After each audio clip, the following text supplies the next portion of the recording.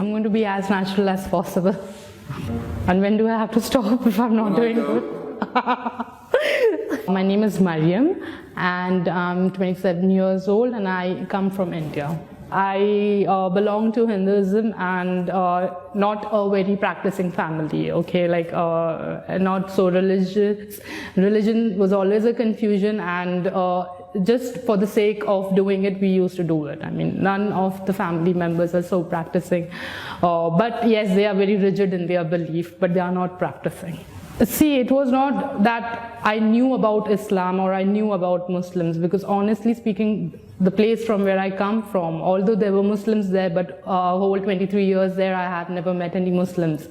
I never actually interacted with them until I was here in UAE. And I was always scared of them, honestly speaking, because that is what I was taught from childhood, that, you know, they are not good people, terrorism is related to them, they are terrorists, they are bad, stay away from them. But then I used to work in Barclays over here, and I had Muslim friends, Pakistani friends, and they were very good. And that was the time that I realized that, okay, these are humans and these are really nice people. It was their nice behavior that first attracted me towards the people, not to the religion. Still, I'm not getting to the religion, just the people. Not people related to a specific country, but people related to Islam. This was what actually attracted me, that how come they are so nice, they are so kind, you know, they are so helping. That was the first time I started, actually knowing about Islam. And there were, when you go to these Islamic centers, there are so many books lying there with the basic questions that you have in mind about Islam or God or the Creator. I started picking up those books. I started searching online, and that is how it's like for 1 year, I think I had 1 year, yeah, before accepting Islam. 1 year I had studied it.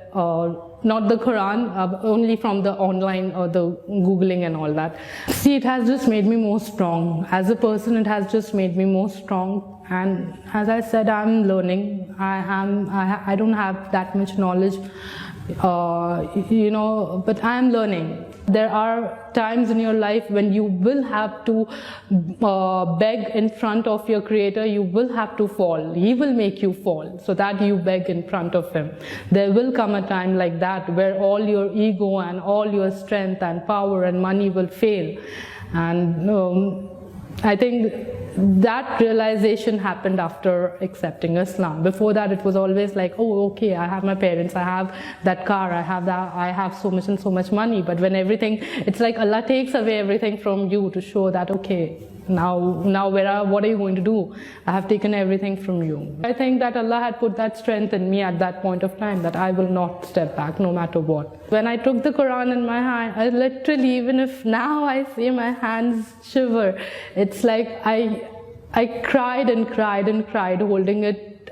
I just cried.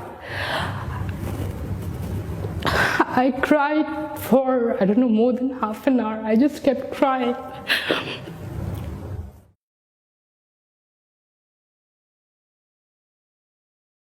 If you believe in God, you trust that God.